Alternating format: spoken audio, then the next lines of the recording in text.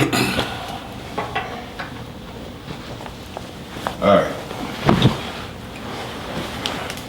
We got Big Herk, Big Herk, Big Herk. So, on camera, I'm gonna just start off real. Thank you, bro.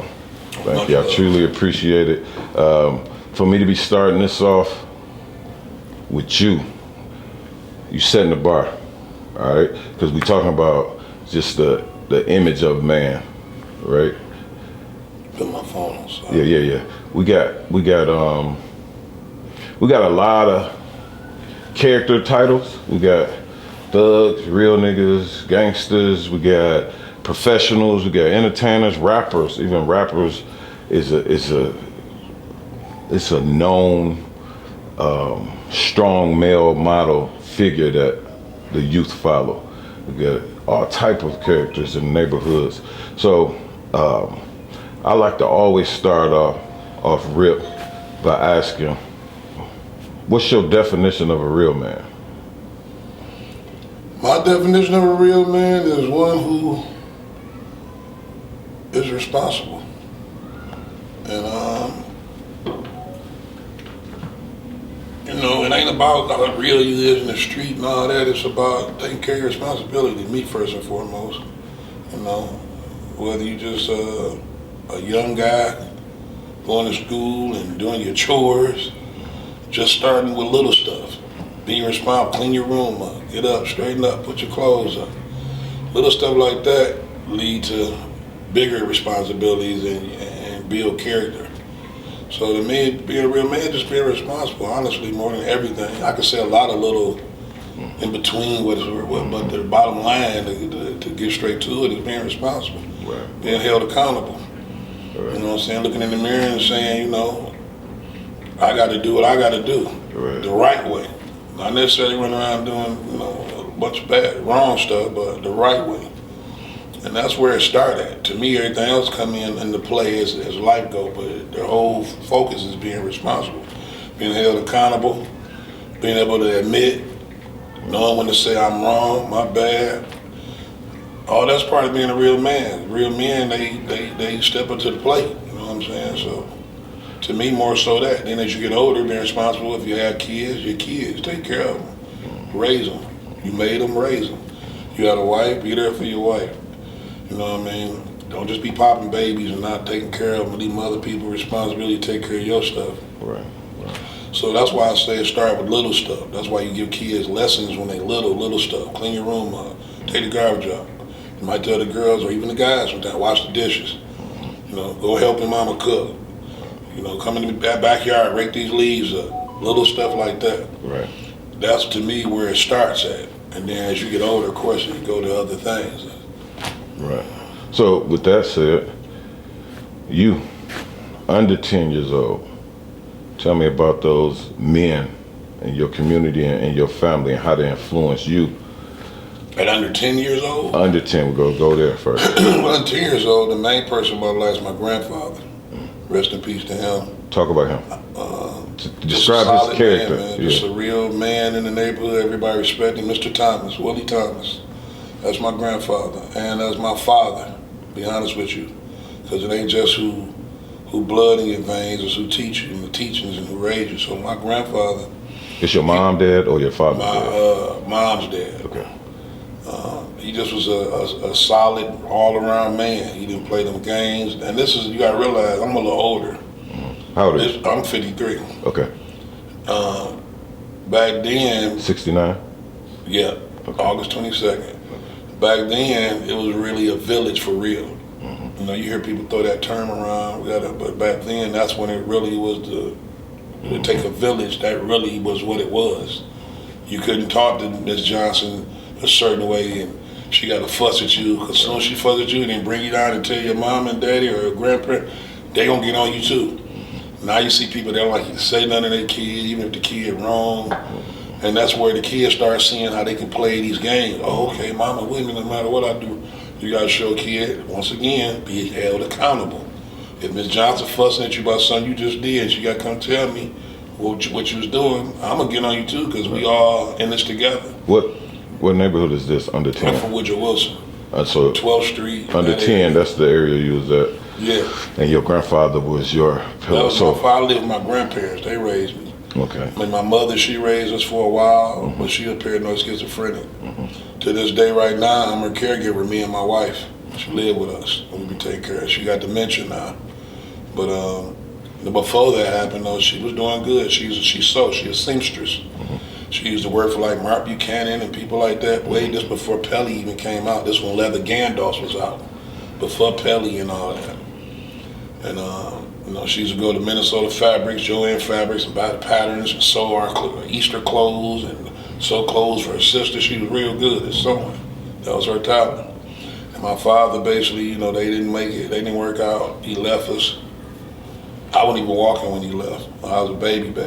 And she kind of had a nervous breakdown from that. So we went in, lived with my grandparents. They basically raised me, man. Me and my sister. And that's who raised me. Like I said, that's why I give him so much respect. He took on, once again, another man's, not even a burden, but responsibility, and stepped up to the plate and raised us. He was at work most of the time, so, he tried to take care of me, plus his own kids. My aunts and all, and they were still, like one of my aunties, only 10 years older than me. So she my auntie, but it's almost like she my big sister. We got a good relationship like that. He raised all of us in that house. I didn't have a bedroom of my own. I slept on the couch. My grandma made pallets for us. But we made it, and I never felt deprived. I always felt like, well, hey, it is what it is. I got food, I got shelter. I'm straight. And, he raised us and taught us the thing we needed. We didn't get all the things we wanted all the time, but that's what's wrong with kids not to me. I think they get too much of what they want all the time. And parents think they raising their kid by doing that, but really you hurting them because they get in the real world and see, no, it ain't that easy. You don't just get everything you want because you ask for it. So sometimes to me, you got to teach kids little lessons in that. Okay, you want this? Okay, well, all week I want a progress report from your school, make sure all your grades good. If they're not, you're not getting it. Or all week I need you to go outside and clean around the house, and take the garbage out on time. I want to see nothing on the floor. Teach kids to work for stuff. So when they get older, they understand how they earn things. Did you have chores? Did you have chores in that house? Yeah. We had to take out garbage, clean out, straighten up my couch because I had no room. Take the cover off the couch, straighten the couch back up, put it back so where people can sit on it. Then at night we pull all the pillows out, my grandma set stuff out. Yeah. And a kid nowadays growing up, they probably feel bad. Like, wow, I'm gonna sleep on it. I didn't even feel that way, bro. There was so much love on what counted that it didn't mean nothing to me. So the house was full of love. Yeah, definitely. They was church-going people. My grandma now, my grandfather was deacon, my grandma was part of the church. You know what I'm saying? And they was always heavy in the church. Every Sunday they going to church. You gotta get to go to church. Right.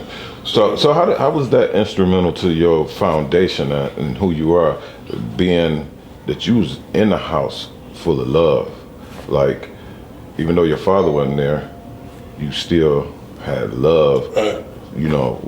Did they compensate for him not being there? I always felt that. That's why I didn't feel deprived. That's what I was just getting at. Even though I was on the couch, I could have been like kids now. They'd be, I'm sleeping on the couch. These kids now got their own room, TV, phone. When I was a kid, if you had a phone, you was a dope dealer. Right. When nobody walked around no phone, we had landlines. Exactly. I barely had a beep. When I finally got out in the street a little, I had a beeper. Right. And then as things grow, of course, later on got a phone, minute phone, whatever, and then the phone. But now kids got phones, all this at a young age, 7, 8, 10 years old, walking around with phones now. And you born in 69, so 79, you'd have been 10. So that meant your foundational years was in the 70s. Yeah, for the most in part. Detroit. 70s, 80s. Nah, under 10? Well, I was 10 at 79. At 79. So your 1 through 10 was all 70s. Yeah. Detroit, Detroit, right after the riots. And they was in the rebuilding stage, and there was a lot going on. And we right from that area, like I said, we from Woodrow Wilson, 12th Street, and that's where the riots at on 12th Street. So you was going outside every day, seeing these buildings that's now burnt. You didn't even see them. I didn't even realize I'm a kid. You know what I'm saying? But yeah, they was around this. Cause my mom and all, and they went to Central High School. It was tanks and all that up at Central High School. You can pull the footage up. Yeah, I got That's the high school I went to. Yeah. And they went to. So yeah, we was right where it was at. Yeah. So it wasn't like we we lived on 7 Mile or somewhere else, and we heard about it. We from that area. I could walk to where the riots was at. Yeah. So, you got the house full of love. Even though you're on the couch, you still feeling. It's not no void. You don't have tablets distracting you. No, you got Saturday morning cartoons. Well, we watched that. That was it. But even then, you had to get up and straighten up. There never was no sit around and just do what you want to do. But that was never. That never happened in my grandma's, granddaddy's house. Entertainment came from going outside. For the most part, yeah. So your friends also, our peers, help us go through that maturation or the maturing process also. So tell me about the neighborhood and at that age, what was you seeing? Now let's go into the 80s now, your teenage years. It changed around here in the 80s. So we know. The 80s, man, that's when that crack came and the drugs. And rap. Well, rap was kind of still similar, it was, but not like now. I mean, rap, it was still, it was the beginning. In the early stages in the 80s. Very beginning. You know what I mean? But yeah, rap came, that gave me an outlet too, because I like rap and I like music, so. Yeah. So talk about two things with that said. Talk about your neighborhood and what happened in your teenage years. Now we're talking about middle school and high school. And we're still talking about as in you trying to figure out how to be a man. And so how did the people in the community help you go through that process? The OGs or the older ones? Well, back then, like I say, even the guys that was in the streets hustling or whatever they was doing, they didn't like urge you to do it. Yeah. They kind of like to keep you away from that, you know what I mean? If you had talent, played sports or had some other gifts or something, they would try to encourage you to do that. Yeah. You know, and then as time went on, when you get older, then they like, okay, well, you know, you're 16, 15, 17, you know, you end up dibbling dabbling if you're out in these streets like that. But as a kid from like my, say 10 to 13, that age, I played sports. You know what I'm saying? I played baseball, football, basketball. We always played sports in my neighborhood. Who you play for? Who did I play for? Yeah, football. You played PAL?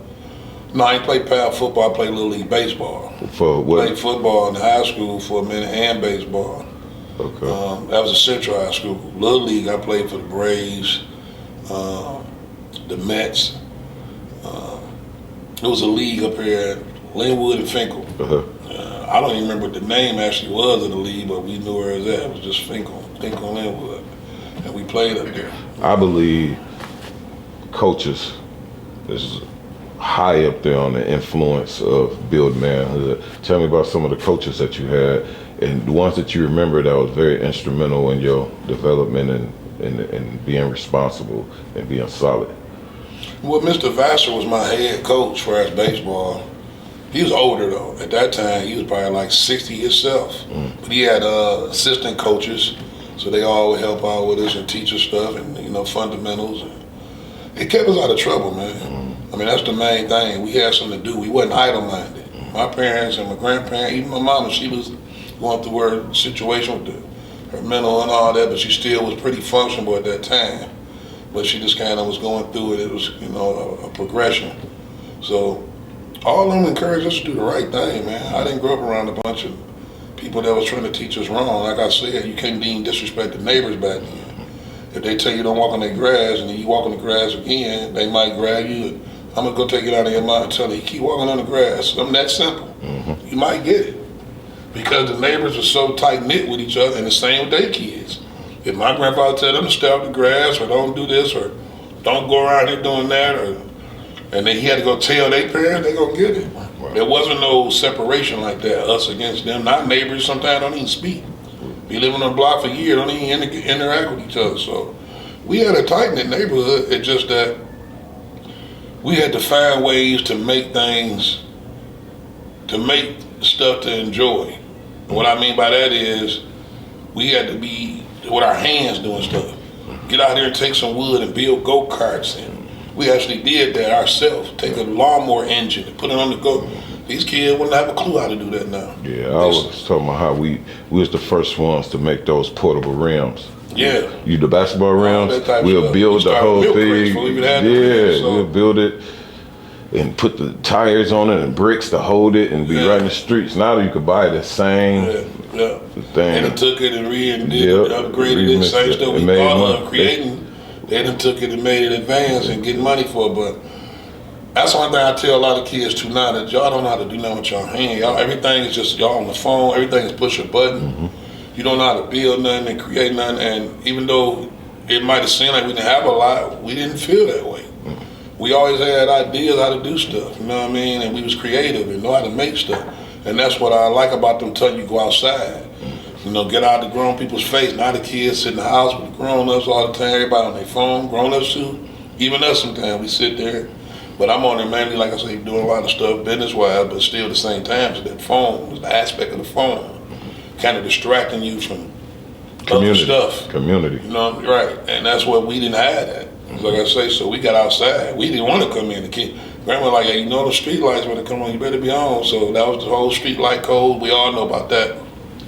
And like I say, it was a little crime and stuff here and there, but not like now. You know, you hear something happen, most time it was some kind of drug deal or something like that went bad or something that, to that degree. Now you got kids out there just shooting and killing each other left and right about nothing because they looked at you a certain way, and it's making us numb. It's making us numb to being hurt and to feeling the pain of a loss. Now you hear so many people dying so much, even us, even me, and I'm a person that care. Sometimes you get to the point you just be like, oh, okay. And just go about your life instead of it really hitting you like, what? It don't be like that no more. It's so much of it that's making everybody insensitive. You know what I'm saying? The kids don't care about nothing. They don't have no heart. They come up 14, 15, ruthless, trying to shoot and kill people. You know, that was unheard of when I was a kid. When you was 14, 15, what was the most negative influence on your, like, visual, like the news? If we seen stuff on the news, do you remember Faces of Death? Yeah, I had all the volumes. So they were they were like underground though. Yeah, that was back then, VHS. Yeah. It's weak now. If you look at that stuff compared to what a 3-year-old can see in his hand. Yeah, something you should never be having to see. In his hand. Like we had to find a VCR, try to figure out how to put it on when our parents ain't around. We sneak in the basement, listen to Richard Pryor type. We had to sneak to be exposed to stuff we wasn't. Right. But now it's right there, so you pick your phone up, you can see everything. Right. And that's what I'm saying about. But if you were 14 now, you think you could have still had that same type of household? It wouldn't have been the same. I would, because you'd have been on the couch with a tablet. Wouldn't have been as easy. You know what I'm saying? But I always was. I'm just not a follower, bro. Right. That ain't how I live. You know, even right now, there's a lot of stuff I see cats do, and they go about their way doing. I don't do that. I mean, my grandfather was solid. That's what I say. Go back to that too, because even though you got these distractions, and we didn't have all them distractions back then, that's when you need that strong person that's still in your head. Like, look, I don't care what's going on over here. Accountability. You're gonna do this, and they mean that. Yeah. Not just kind of letting you go out and blow you into the wind and you figure it out. We didn't do that. Yeah. And like I said, it's a lot more things, not just distracting the kids, but a lot of parents, to me, they act like they're friends with their kids instead of parents. You can be a friend, but I'm your parent first. Then we can be cool and all that on certain stuff, but I demand certain stuff because you're my child. Yeah. You're a granddaddy now. Yeah, so been a granddaddy, not now, been one. You in the same space your granddaddy was in. Somewhat. And he died young. My grandfather passed at 59. I'm 53. So he never got to meet none of my kids. My grandmother did. My grandfather never met none of them. He died in 86. So as a grandfather, you you influencing your grandkids in a different space than he was doing it. Because we didn't have tablets, we didn't have all this stuff. Yeah, so it's just a different vibe, you know what I mean? The whole community is different. So your challenges is a little harder than his. Somewhat. Yeah, because I think community is gone. But it's mainly the grandkids and all that, nieces and nephews. I got because my youngest 24. Okay. So my kids kind of was raised still with the way I was raised. Technology was better, don't get me wrong. Phone stuff was out too when they was kids, but it was at a limited capacity. Now they're giving out mama phone and giving, come here, homeless people got phones. Yeah. I'm saying, so, It's crazy. Harder for you to get this, to put the knowledge in these kids' heads with more distraction than it was then. Because their attention span. Right. Back then it was less distraction, so I agree with you on that. Now it's a little more harder. You got to stay on them a little more extra because, okay, here come this, and here come that, here come this, and here come. Back then we had to worry about too much of that. Like you say, certain stuff. You might see sneak some Playboy books. Or some my uncle had books. We'd go look at the Playboy books and stuff. Now you can turn on YouTube or Instagram and girls twerking everywhere. Or you can just type in one of those. And they even let you go try to sneak and see. It's just right there. So you turn on. So those are the challenges of today. Let's talk about Detroit community, the good things, because a lot of people all over the world, they hear certain things about Detroit, but a lot of times they be all the way off. I mean, it's a lot of love in the hood. It's still a lot of love in the hood. You know what I mean? You still got knuckleheads that do what they do, but tell me, just how would you describe the vibe in the communities of Detroit to people who've never been here? Like, what's the real from her? Current times or just? No, current, yeah. Well, currently, I mean, they trying to do a rebirth, as you see downtown and midtown. I see a lot of progress being made in that aspect, and that's cool. Yeah. Well, based on what you actually see in the neighborhood and the people you deal with and the energy that you get personally in the city. Yeah, I'm finna get to that. What I'm saying is it's a distraction. People that don't live here, most time you come another person's city, you come to the downtown areas and the places like that where it's for tourists. So you don't get to come right in the neighborhood and really see the depth and the roots. And what I'm saying is it's kind of a distraction and people get the misconception, like you just said about Detroit. They see all this stuff that's going on with the downtown and midtown, that's cool, I ain't knocking it. But the neighborhoods still got a lot of fighting, man. A lot of fighting we doing, man, to come together because, they caring about this, but they don't really care about the hood like that, man. They're coming to tear down houses, but they're not really building nothing for us. When they building something up, you know who it's for. They really trying to get us to get out of here, you know what I mean? So a lot of that is, it's hard to crack that code, man, to get people to understand we got to stay a community and keep fighting. You know what I'm saying? Back in the day, that's why I said we take it back then, come up to speed. We had places like Black Bottom, all black owned stuff, and you know what I'm saying, until they built the freeway and tore all that down. And that's kind of stuff people don't know that. We had more pride. We had our own stuff. The stores was ran by black ownership. Not knocking Chaldeans or Arabs or whoever else come in, because some of them might be even cool with a lot of them. Some of them are all right. But it slowly started being, instead of us, everybody else. And they started pushing us this way. You know what I mean? Trying to remove us from where we from and our roots and all that. So people out of town, they don't know that. They don't know the rich history of Detroit. Like when Comey Young's the mayor, when Belle Isle was really Belle Isle. They don't know about the fun mobiles, swim mobiles, the Playmobile. They pull up on the block. They had never. Wait. For those who don't know, what are those? Swimmobile, like a big truck with a pool in it. They had to pull up on the block and Swimming pool on wheels. Yeah, basically. You get in there and swim in there. And they'd bring it to different neighborhoods. Yeah, you get in there, jump in and swim. Then they had the Playmobil, different little toys, gadgets on the. We had little stuff like that, and that made us unify a little bit, come together. Now with gentrification and all that, there's so much. We fighting for so much, and they trying to push us away and take over what we've already been here 100 years doing. And that's the biggest fight to me. Sometimes is that. Everybody in the country reap the benefits of all what's going on, but they wasn't here when it was in the mud. This is something that I'm always kind of wrestling with. Those things, because I was born in 72, so I just turned 50. And those things that we did have back then, Comey Young he was mayor, but we had less blacks in political positions We had less blacks on the police force.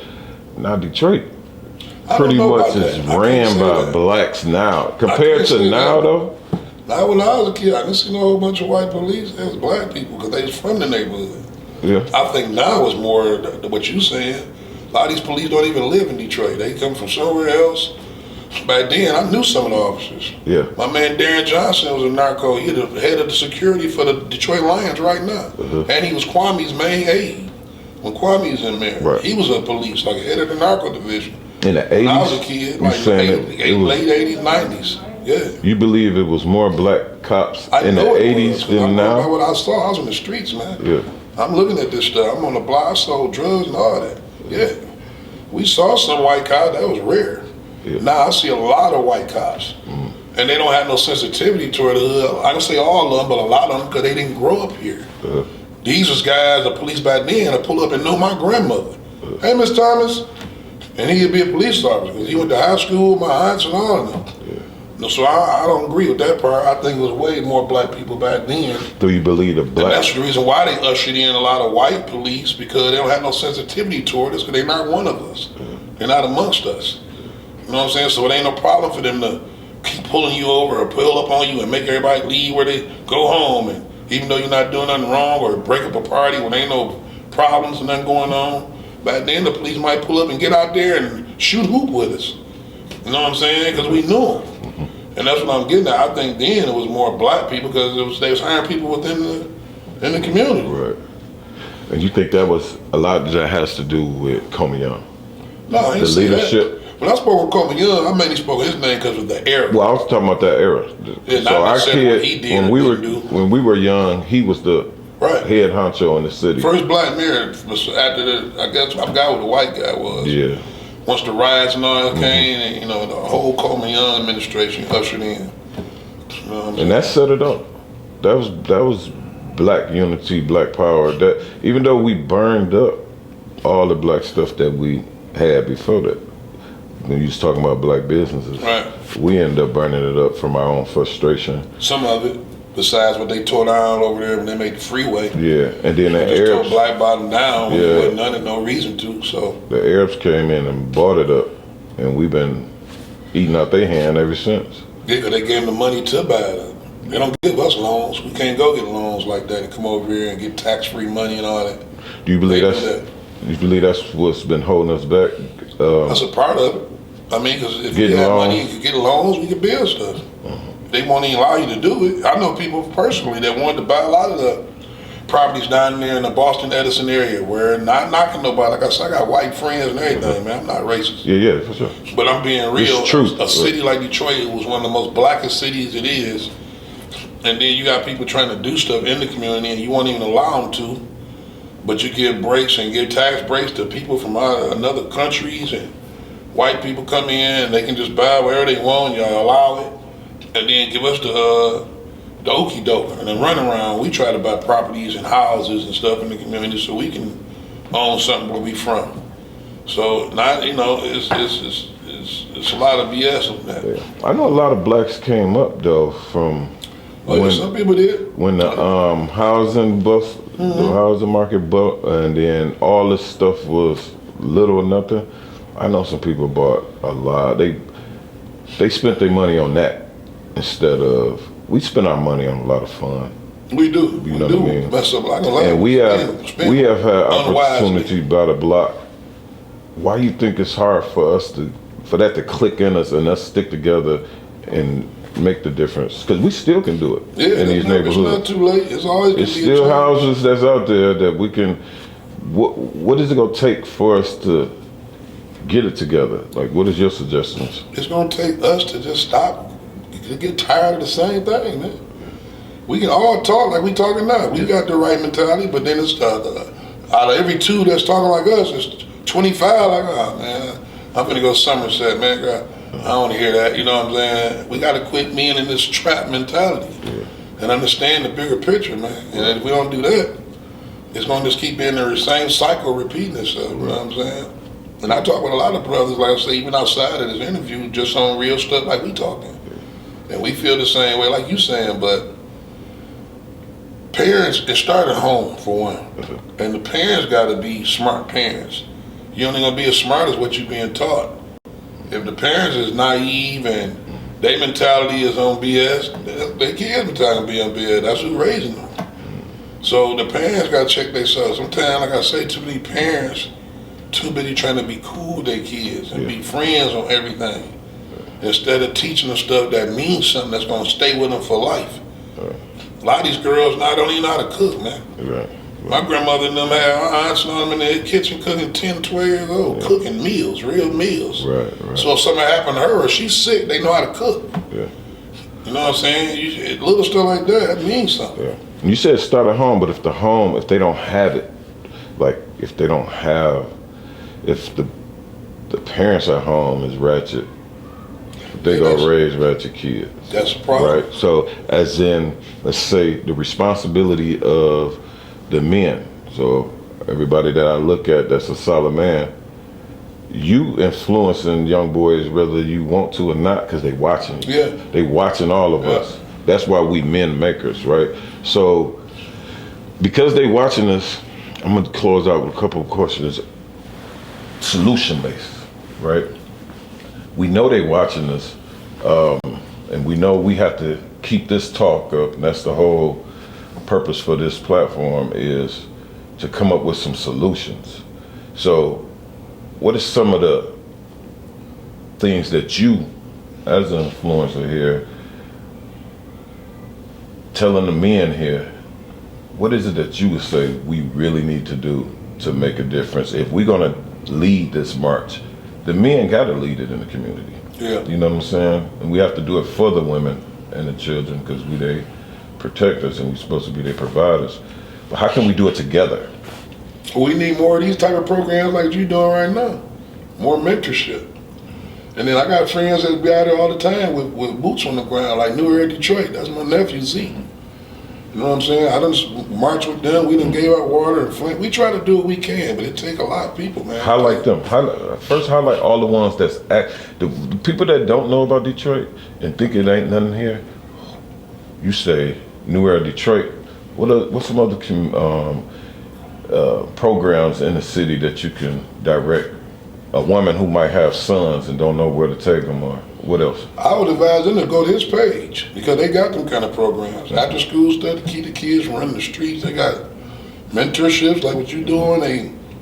They got classes to teach you self-defense. They doing a lot, man. And there's other people too, but I'm going by who I personally tap in with. And who I done seen personally myself and interacted with. So we just need more of that. Like you say, the parents, the kids who don't have no parent, maybe the mama on drugs or daddy left, or it's kind of unfortunate. So you gotta kind of hope that somebody come in and be that positive role model they need.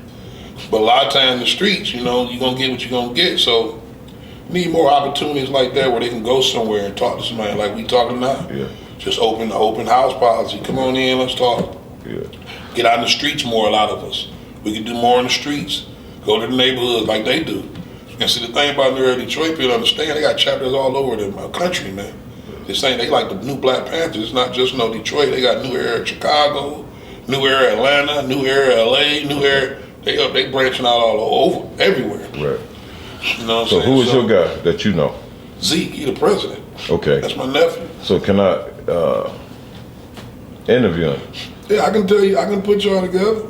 Because I'm doing this in real time where I'm trying to connect all of us. He one of the people you need to see, keep that platform where it's like the yellow pages for men making. You know what I mean? One of the people that you need to see. Like I say, even Trick be with us. We all do this. Trick be with him, I be with him. We all do this, but we need more.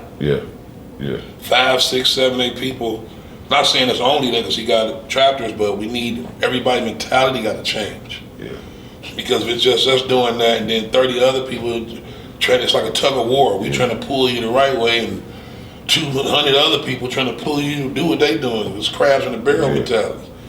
Don't nobody want to see nobody elevate. No, what are you trying to do that for, man? Come over here with us and let's get some money. Not, like I say, I done hustle, so I'm not going to be a hypocrite, but at the same time, it cost me a lot of stuff. in the end. You know what I mean? I believe you can still hustle if you got real man principles. I'm talking about I was hustling selling drugs. That's what I'm talking about. Even if you sold drugs, if you had principles to live by as a real man, you could still sell drugs and still have a boy mentality, and you messing up the community. But to carry yourself with respect, whatever you do, you know what I mean? Because ain't no difference than Rite Aid and CVS. They sell drugs. Yeah, they ain't going to the Fed stores. It's illegal. Years, man. Yeah, you know, now we got dispensaries. That's drugs now. Stuff we used to go to jail. But to me, I don't look at marijuana like drugs. I understand that. I smoke marijuana. I'm saying I don't look at that the same. I think that's been medicinal for all our life. And it was when they couldn't get no illegal. money from it, they found a way to make money from it by letting it be legal, bringing it in the Western name. That's the only reason why they did it. They ain't doing that with heroin and crack. I mean, so. But even if they did, then they knocking the streets out. Yeah, I just feel like drugs is something you stay away from. There's a lot of negative can happen with that. I'm not knocking nobody because I did it, but to me personally, sit up and come up with a plan. Yeah. Push your mind to think, how can I do something to monetize without risking my freedom? Not knocking nobody if they do it, but like I said, I did. I could never go out there. You just never do that. I did, but I would urge somebody to. If you do, you do. I just feel like there's so many other ways now to make money. Yeah. So then that you don't have to. If you are a dope dealer, do that mean you're not a real man? No, I can't say that because I'm a real man. I sold dope, but it cost me because it's always pros and cons. Right. That's the thing about this game, man. And if you're in the street for real, you know that everything gonna be good all the time. Might be good now, but then when them people coming, or you catch a case, or they kick your door in, and take your kids like they did mine, you gotta own it. No more. You gotta own your responsibility. You know what I'm saying? So that's what I'm getting as far as that. I just feel like there's so many other ways to do stuff. We just gotta educate ourselves, and even me at 50 something, even you, we still learning stuff. For sure. We always gonna learn something. So. For sure. Even a homeless person can tell you what happened, how he ended up homeless. Yeah. We got quit kicking each other when we down too. That's another thing. We good at that. We love to put our foot in each other's neck when somebody ain't what you perceive successful. Yeah. You know what I mean? Sometimes these homeless people and these crackheads and dope fiends, I know because I was a hustler, I can tell you some stuff, some stories you wouldn't believe. Like, whoa, right. Thanks, OG. Appreciate that. Right. So I just feel like you can take good and bad out of every person. You can learn something. Right.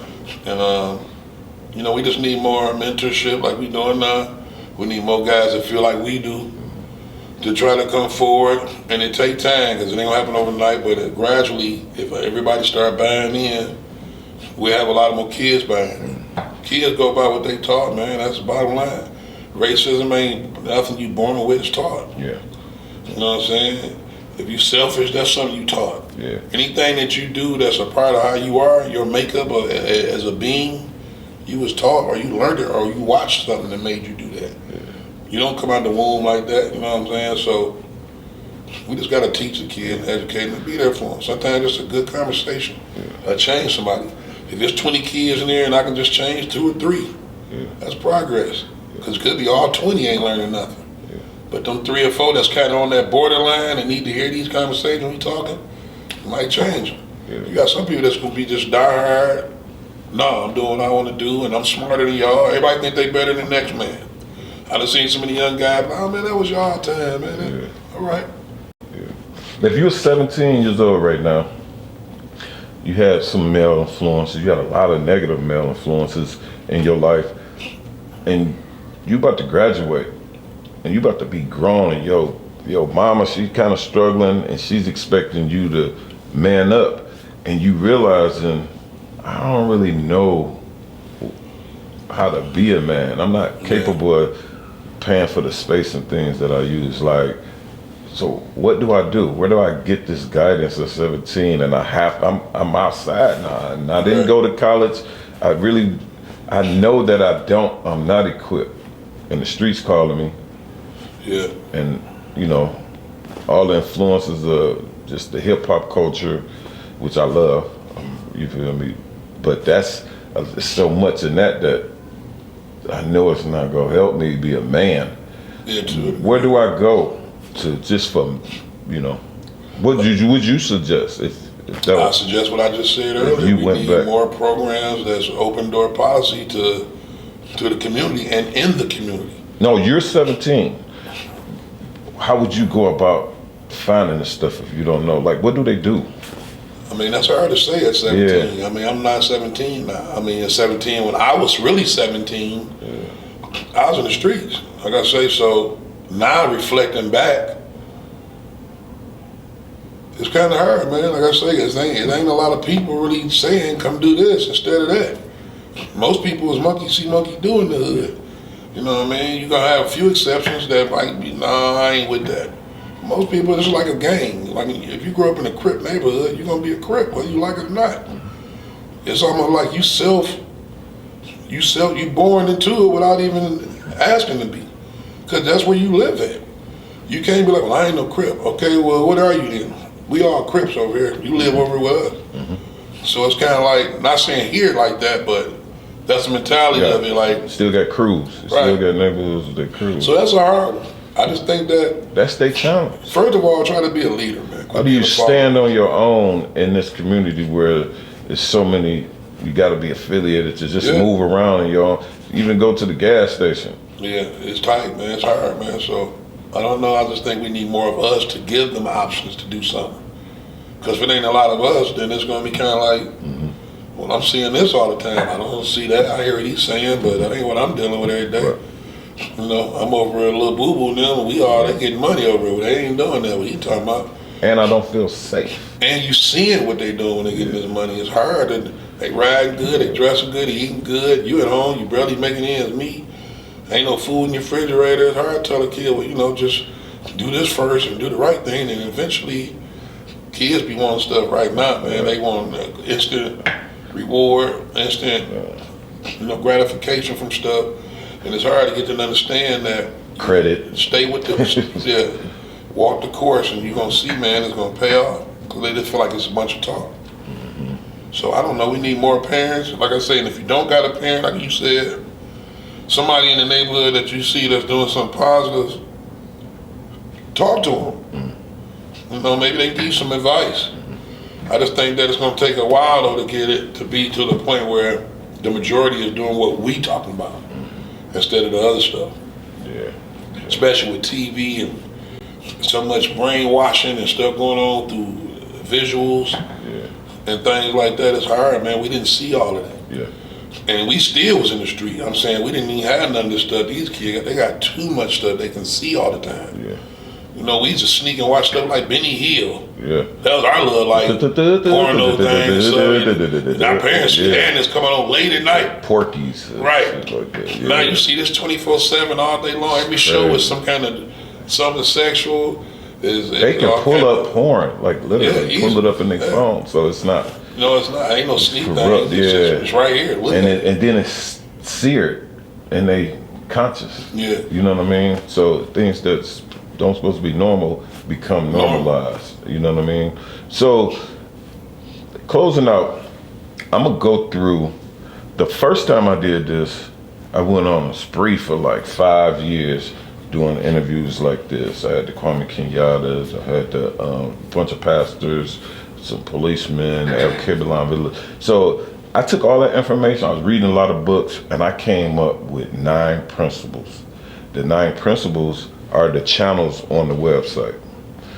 And it's broke down into 3 sections. So the first 3 is dealing with as an individual man. The second 3 is our relationship to women. And then the third, our relationship to the children. I'm gonna run through the principles right now, what I came up with. So the ideal is everybody that I interview from here forward, they can add to it, tell me if they think something be taken away from these principles, expound on it or whatever, but this is what I came up with. So I made a pamphlet that said 3 steps to becoming a real man. That's just the catch.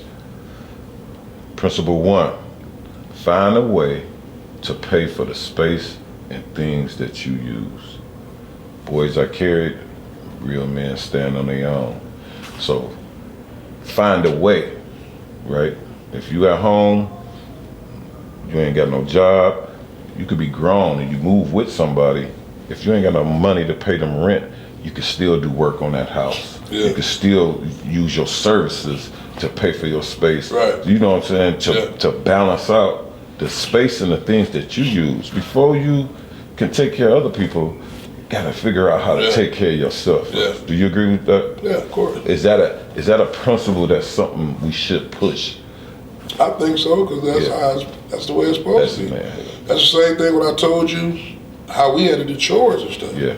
Not saying kids don't do chores. Now I'm quite sure still parents that believe in that way of raising their kids, but I see a lot more kids not doing nothing. Yeah. Sitting around doing this all day. My man had a shirt that was a cold shirt.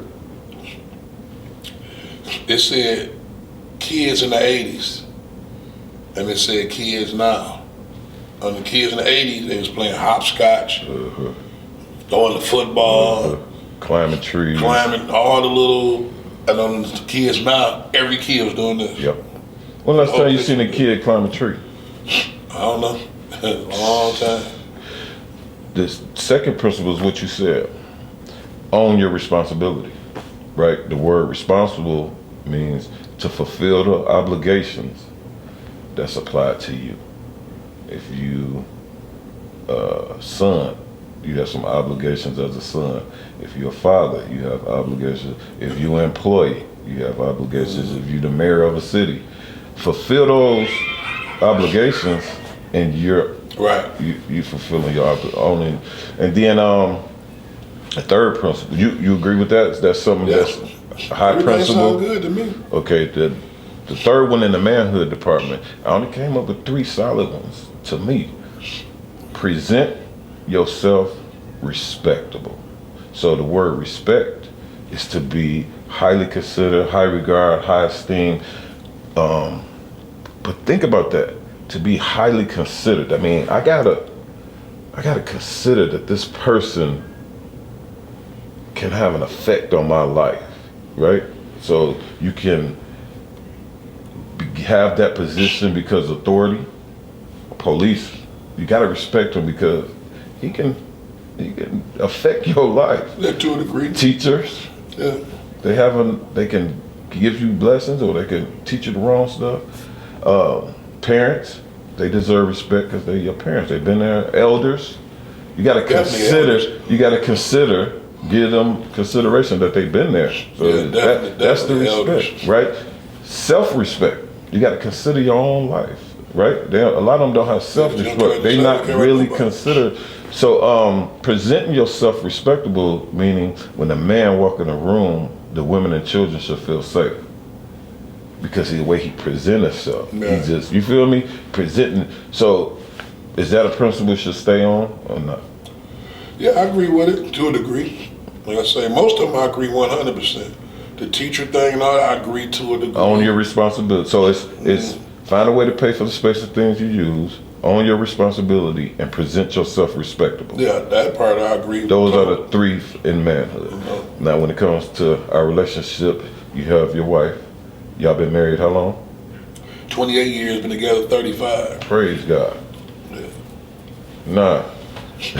First principle in when it comes to women, choose wisely. Because the woman you choose is a reflection of you. Yes, she is. So choose wisely.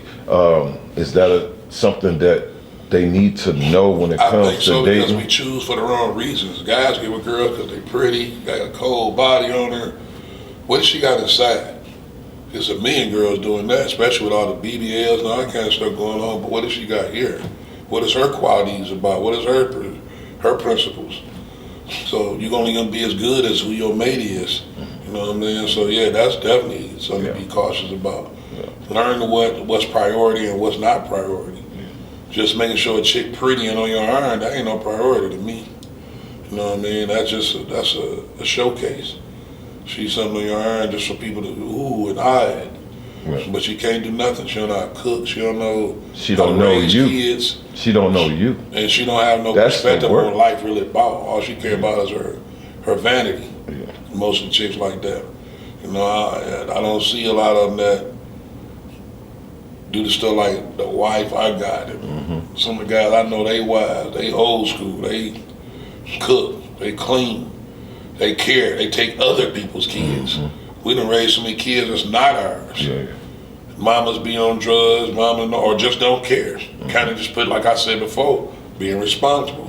They're not responsible. They put their kids out in the street and somebody else raise them. But we don't want nothing. We don't ask for nothing for that. We do it because we supposed to, because we got the kind of heart like that. We know it's needed.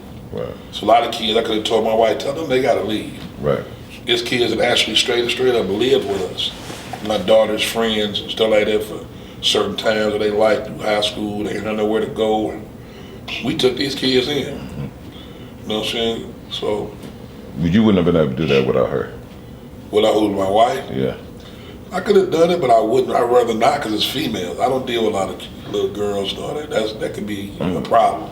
You got grown men and girls around, grown men all the time. No. She'll tell you, even when they come over, a lot of times I go do my own thing, lead the women with the women.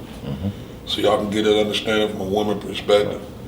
And then, like I say, with so much stuff going on nowadays with pedophilia, you know, and sex trafficking and, you know, all that kind of stuff, I try to stay out of too many young girls' faces. Yeah. That's just me. Absolutely. Some guy, they want to talk to the girls. Like, bro, she a kid, man.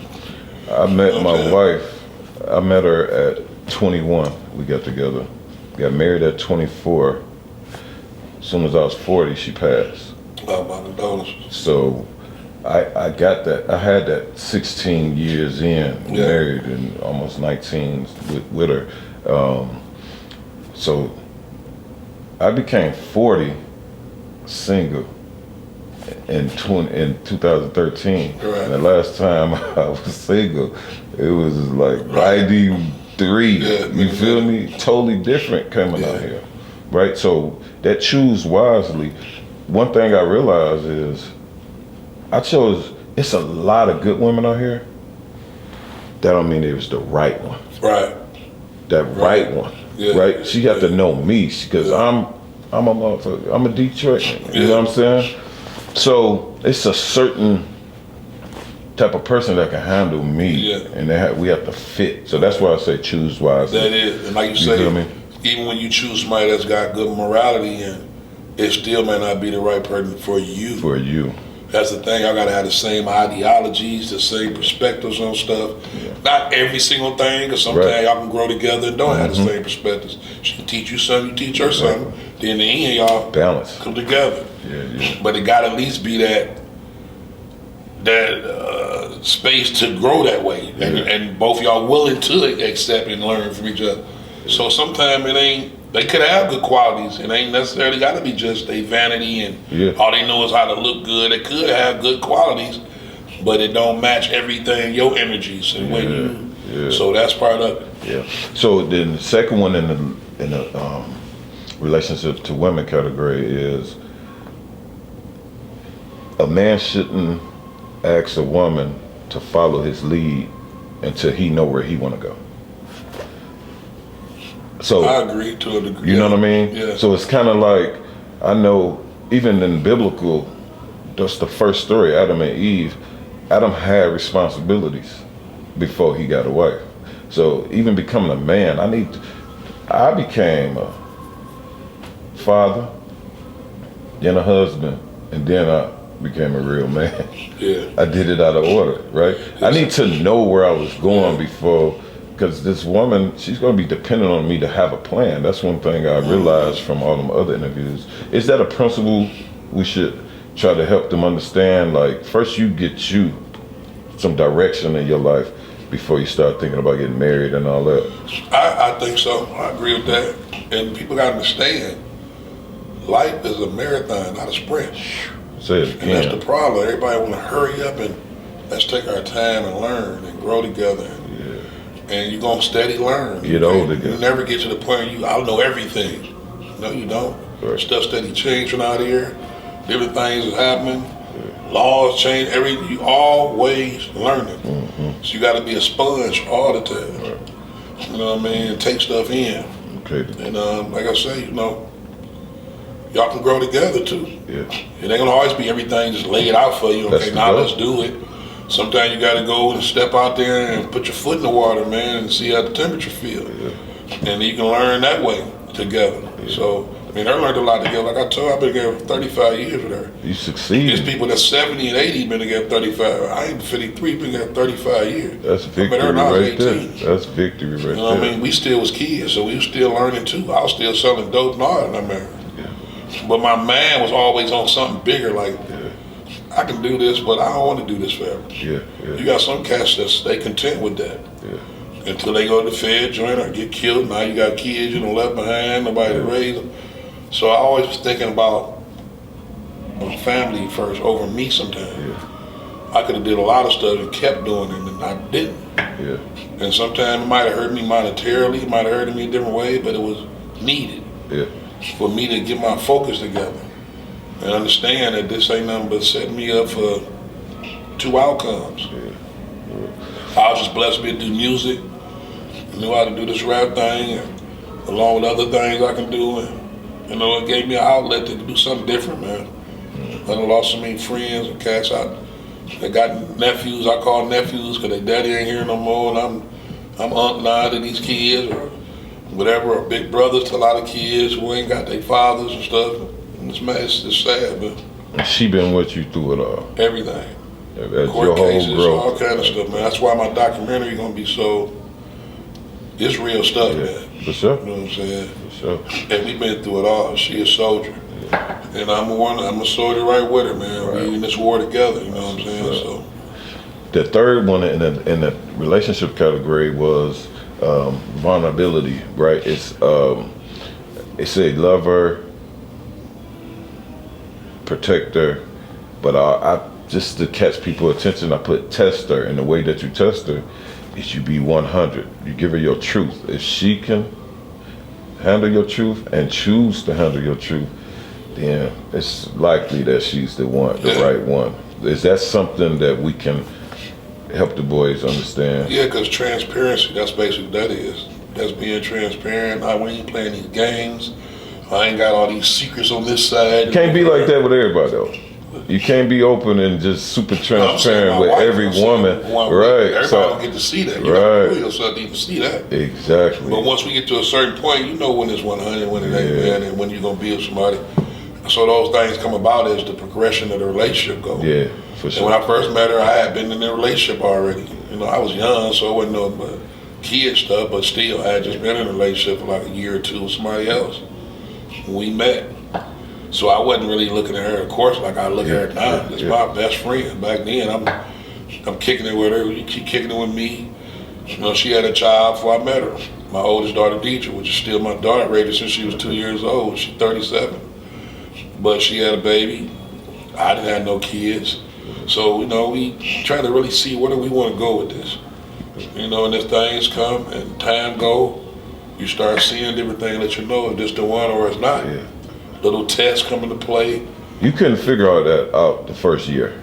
No, first year you couldn't be totally vulnerable and transparent the first year. As the years went on, we really loved each other, and there was genuine love. Mm-hmm. Not I like you a lot. People confuse love with I like you a lot, or love with lust. Mm-hmm. We had to really go through a lot of stuff to let me know it's time to quit playing, man, and settle down. Mm-hmm. And she the one, man, you know what I'm saying? But like I say, some people rushing the stuff. I know Cat's been married 2-3 times, and I'm not that kind of cat. Mm-hmm. Mm-hmm. You know, I believe in finding who you're gonna be with them. Mm-hmm. Even if it's a problem, make it work. Everybody got a problem. Yeah. Marriage ain't just something you keep doing over and over to me. Yeah. So like we always talk, like we ever break up and stuff, which we don't think that's ever gonna happen. Yeah. I'm not getting married. We've been through too much. Yeah. I done put too much time in this 35 years with her. And she put 35 years with me. And like I say, we know each other's faults, we know each other's strengths. Good, my advice is cherish every day, single day, bro. I do. I lost it. I know. That's it. And trying to get it back, because she set the bar so high. My patience with trying to be vulnerable and open, you feel me? I can't just do it with just anybody either. I have to be very careful. Shouldn't see that. And I made these principles before my wife passed. Right. Now I'm in this situation where I gotta live up to it. It's just a whole different, you feel me? So the last three was as a father, one of them is, you know, men show boys how to be men and show daughters what men look like. Just a responsibility. Do you think that's a solid principle? Just to own that responsibility, to show the boys what a man is, and let the girls see what a man look like and display it. Yeah, I agree with that. How do we do it? I just think we just got to all share our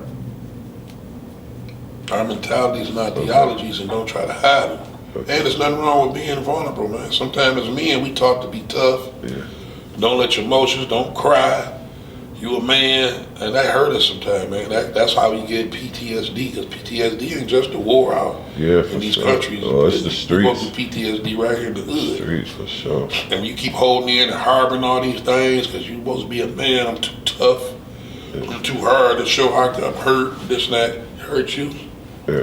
Do we show the boys our vulnerable side too? Yeah, you should, because I teach them you can be that way, but be careful who you be vulnerable with. Yeah. Some people you got to stay stern with. When you get somebody to understand and love you genuinely, as far as relationship-wise, or a wife or a true girlfriend, let it out sometime. What about your sons and nephews? Do we be vulnerable with them as in I am. Our man? Okay. Because, when I was young, like I say, man, I don't think, the older you get, you learn. Yeah. You don't stay the same unless you're just an idiot. Yeah. I don't think about stuff or life in general at 53 like I thought at 23. Why not? That's why when I talk to cats a lot of times, a lot of my fans are just genuine people that know I do music. OG, how do you be coming up to stuff you be thinking about? I say, live, bro. Keep living. What you know about? Yeah. That's it. Yeah. Because a kid that's rapping about his Jordans and his PlayStation at 17, that's how he not even know. I don't even think twice about that kind of stuff. That's what nothing he know. to me. Yeah. He not gonna think what I think at my age, at his age. Right. So you just keep living. As you get older, you start learning all this extra, holding it in, and don't show people you got hurt or you hurt. It hurts you sometimes. I ain't saying you just sit around crying on the motherfuckers, but your family, your wife, your sons, people that you know love you. You're supposed to be able to let that, when you going through stuff or you hurt, you let them see that. Because it showed them I'm human. Right. But once I get through with my downside, my downtime, okay, let's put my big boy drawers back on and let's get it. Right. Nothing wrong with that, man. It give you a chance to reset. Right. And they get to see you come out of it because you didn't talk them through it. Times, man. You ain't got to hold it. If you hurting, let it out. Come talk to them. Yeah. And that's why our relationship is so good. We like brothers. Yeah. They don't feel like they got to go talk to somebody in the street. They can talk to me. Yeah. About everything. Quality time. Yes, that's very important because I can't remember nobody, the last person that bought me a outfit when I was a kid, but I know who taught me how to tie my shoe, who taught me how to ride a bike. Little stuff that don't cost no money. That's why when cats be not taking time out of their kids, they try to put the whole money thing to play. It ain't just no money, bro. It ain't about taking them to the mall and all the time. It's about sitting there and talking with them. How was school today? Throwing the football. Little stuff, Cats. they remember that. Yeah. You know what I'm saying? They don't remember all that material stuff, man. Who bought them a chain, and they remember who taught them stuff that stuck with them the rest of their life. Time, like you say, spending quality time, that mean everything, man. And that's what's important. Because it stick with the kids, and we don't even realize kids really pay attention.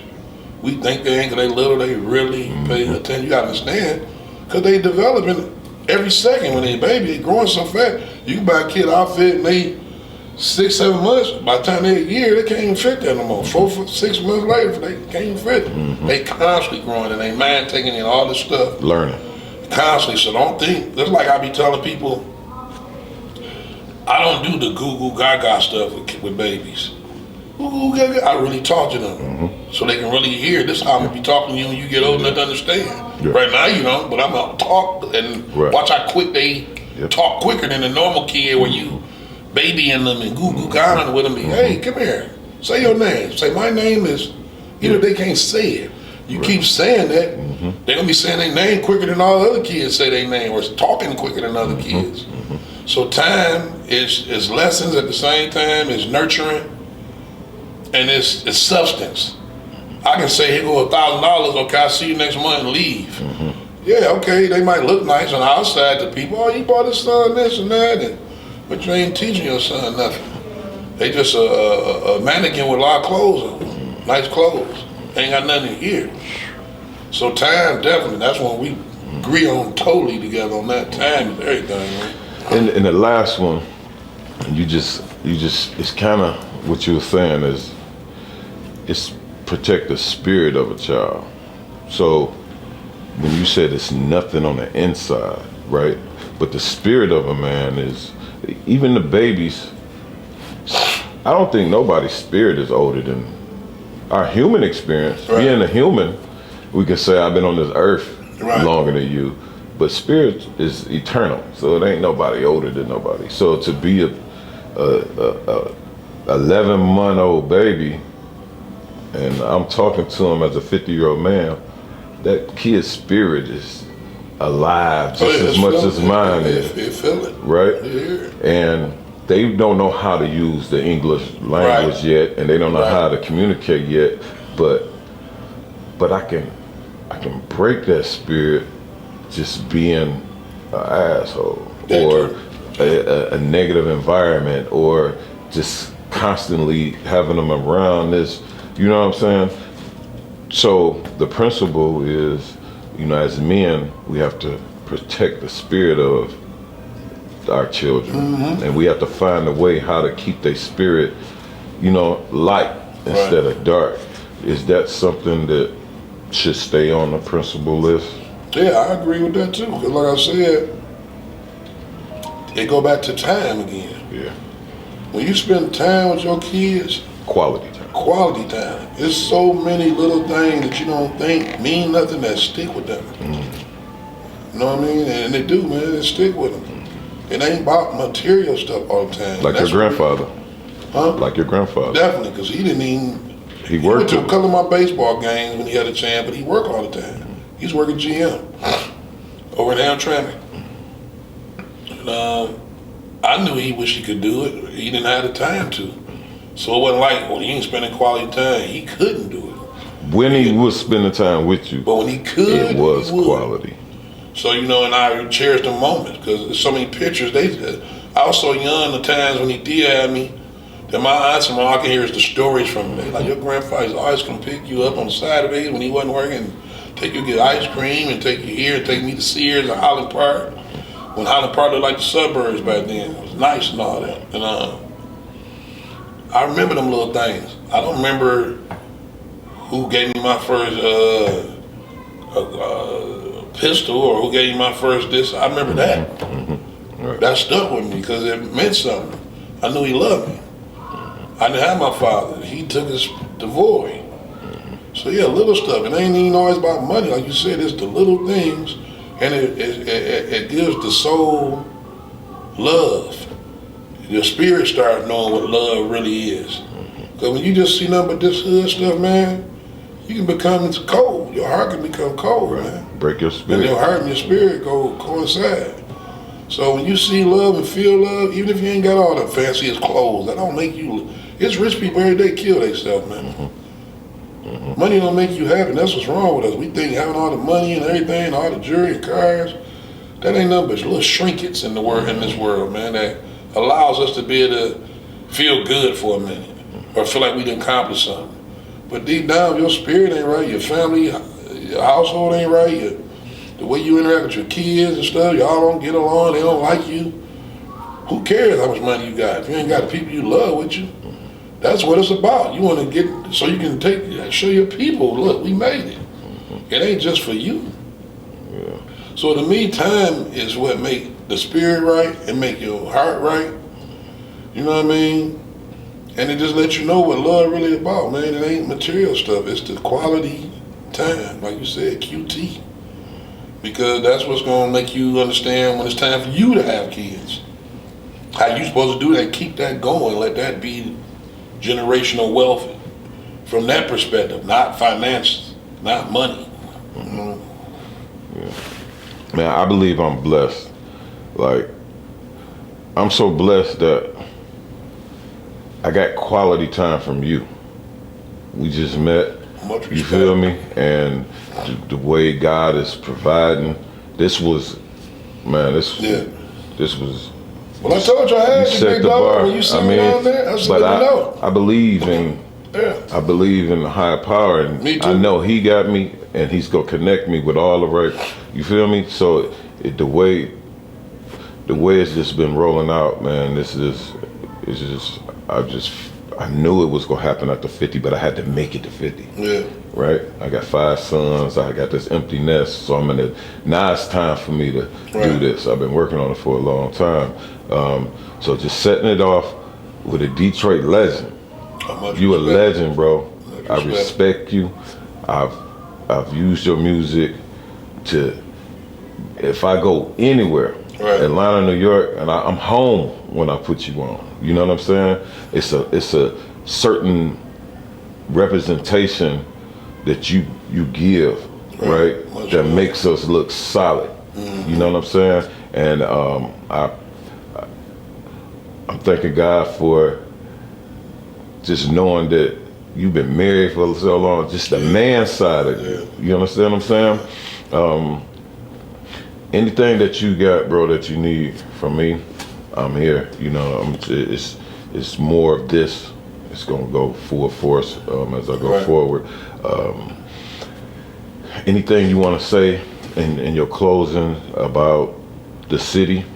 Any highlights, people, places, or things in the city that will let people know more about the men of Detroit?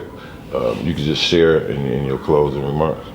I just think that it's not enough exposure to the men that's really influential in the community. Not just influential because you get money in the street or you know, people see the material. I'm talking about in the community making a difference. You don't get enough acknowledgement. You know, and there's a lot of guys that's doing that, you know what I mean? So I just think we need more of that. And we need more other cats to come on in too. Come on, man. Come on and let's do this. Ain't nobody gonna change it but us. If we don't change it, never will. And there's a lot of guys with good hearts here, man. As cold as the city can be sometimes. There's some brothers with good hearts, man, and sisters. Like I say, but we talking about from a man perspective right now. So yeah, it's definitely a lot of guys that do a lot of stuff and they diligent with it, man, and they don't get their recognition because, like I say, once again, the world is dominated by money, materialism, media, and stuff that don't have no kind of substance. That's what keep the world going. That's what keep us distracted. But there's a lot of cats really trying to fight for the community, man, and for the hood. And like I say, Zeke, nephew, and them, they definitely want them. I'm about to get y'all together one day. We're gonna talk more after this about that. But he good brother to talk with. He might have some idea what you trying to do, man. Y'all come together on something. Because he really forward for real. He not doing this for no, because he get a big check at the end of the day and nothing like that. A lot of stuff they do come out of their pocket. They're not rich guys, you know what I'm saying? Not speaking on nobody's money or nothing, but it's because he doing it for the cause. Some people don't like his approach sometimes because he can be fiery with it, but that's because the passion there. Anytime you're doing something you serious, it ain't gonna be subtle all the time. So sometimes you get, bad rap by a lot of the older people in the community who go by the old way of doing things. I'm not knocking that, but sometimes you gotta put a fire on the people, man. These young kids is different than it was when we was kids.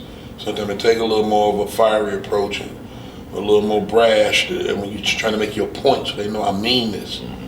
And basically we just gotta come together, man. Some good brothers, good sisters doing stuff. Community need to do more of it. And I think we, take each block and build, man. And let's try to get back to what we was, as far as community. I don't know if it'll ever be like it was, some aspects, but community, we can always do that because we still here to do it. That ain't gotta stop.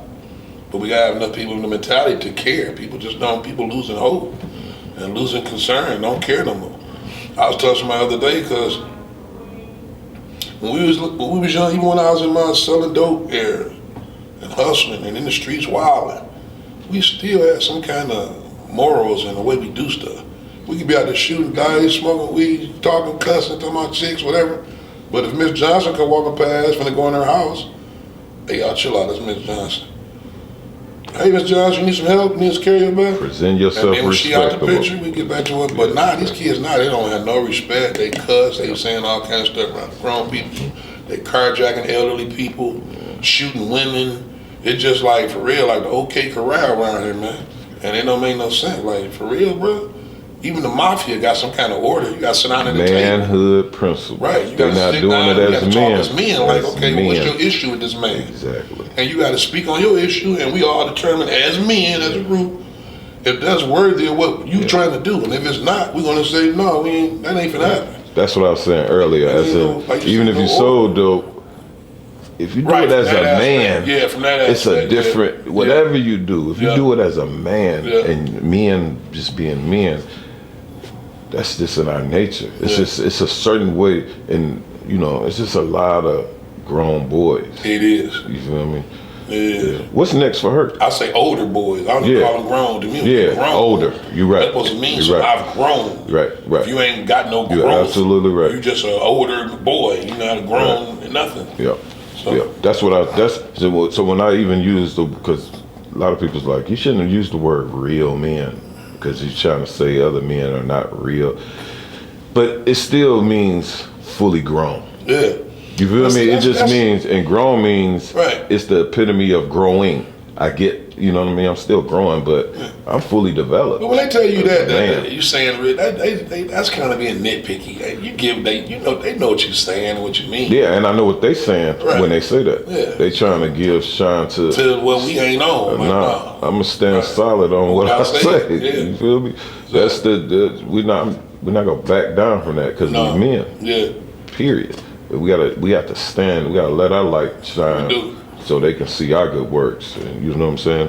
So what's next for her? Like what you said you got the documentary coming. I'm working on it. I don't have a set date because I'm gonna take my time with it. Cause I got like 30 years of stuff I done did, man. So a lot. So I say hopefully by next year sometime, maybe summer close to that. If I get on it the way I want to, without nothing really distracting me and holding me up, should be close to where I know a date when I'm gonna put out.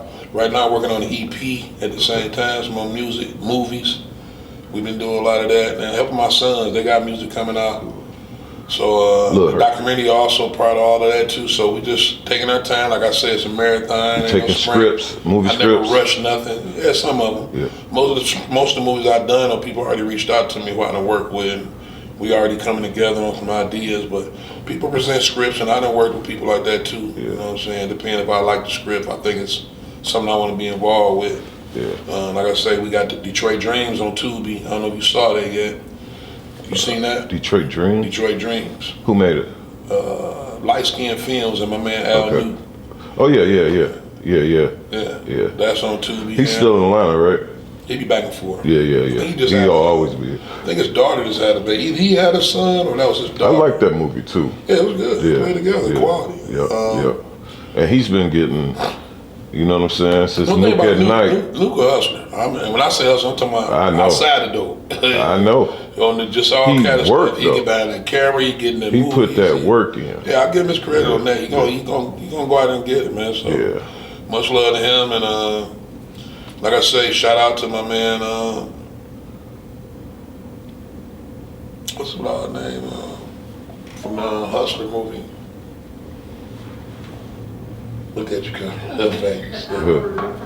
Shout out to the whole Hustler staff. Man. Okay. Fat Boy. You got a movie up?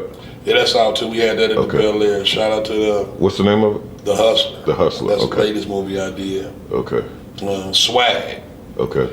You know what I'm saying? Big ups to Swag. He was one of the people. I was one of the CEOs of the movie. He asked me to be in it. Yeah. Shout out to them. So check those out. Okay. Detroit Dreams and The Hustler on Tubi. If you ain't seen it, you saw Detroit Dreams. Yeah. It's just everybody who might see this, but I'm just staying busy, man. I'm trying to work. Yeah. I'm trying to just stay out of dumb shit and just really just, like I say, man, me and my wife, we just trying to build something, Well, MMKRS TV, man, like I said, we appreciate you. We plan on making movies, little shorts, just little documentaries, plant panels, just everything that's dealing with this. So when it's a couple of movies that I've been trying to pen, and I'm gonna get, even with you, whatever you want to put on there, anytime you want to just produce something and that's dealing with any of these subjects, the goal is to fill it up. You know what I mean? Over time. I know it's gonna take a lot of work. to put all that content because people attention span, they go, you feel me? So, is that it? Is there anything else we need to know about? Like I say, look out for my son's new project, Sibling Rivalry, coming out. Yeah, talk more about what he's doing. Well, both of them doing, both of my sons. Lil Herk. Young Herk, Young Baby Herk. Herk. Yeah, Young Herk AK and Baby Herk. Yeah. Okay. They got the Sibling Rivalry coming out January 19th. So y'all be great, get ready for that. And I'm working on an EP, don't have a title for it yet. Like I say, just staying busy, man. I've been doing features, a lot of stuff with other people, movies. And we just staying out the way, man, and in the way at the same time, so. Right. Is it easier now to get music out with the platforms? Definitely, because we didn't have access. It's a big difference from trying to get signed back in the day. You didn't have to get signed. That's what people understand. To me, signing, back then? Signing is overrated, man. If you got a nice fan base, especially now, back then when I was coming up 20, 30 years ago, yeah, you wanted to get signed. You wanted to get signed. We didn't have all these outlets. We didn't have social media. We didn't have YouTube. We didn't have MySpace, Instagram. We had none of that, man. We had to physically take CDs and stuff to mom and pop stores. Now you can line everybody up, they emails, push one button, send stuff all over the world. So take advantage of the technology as far as that part of it. That's good. Because it keep you from so much labor. We had to, that's why when I hear people say the turn got it out the mud. We really got out the mud, bro. We had to sit out there and really get CDs pressed up, deliver stuff, send stuff to different places, UPS and through the mail. Well, now all I can do is get your email and boom, you got it in 1 minute. You know what I'm saying? So distribution. That made it a lot easier. Well, thank you, man. I appreciate you. Oh, definitely. Julie. For sure, bro.